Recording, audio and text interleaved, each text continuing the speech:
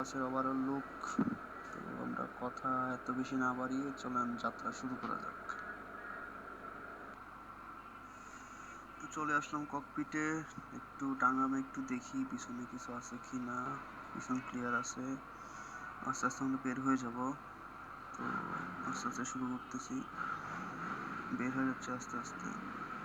গাড়ি ছেড়ে দিলাম এখন, আস্তে ধীরে করে কক্সবাজারের মেইন শহরটা আমরা পার হব। তো রোড ভিউটা একটু পর্যবেক্ষণ করা যাক।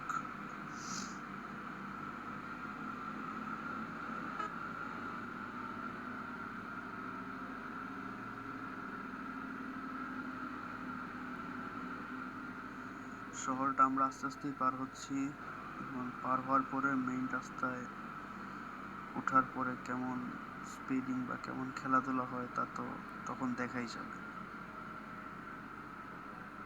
গ্লোয়িং লাগবে প্রতিদিন, মানে নতুন স্কিন সেলস প্রতিদিন, মানে নতুন গ্লোয়িং স্কিন প্রতিদিন।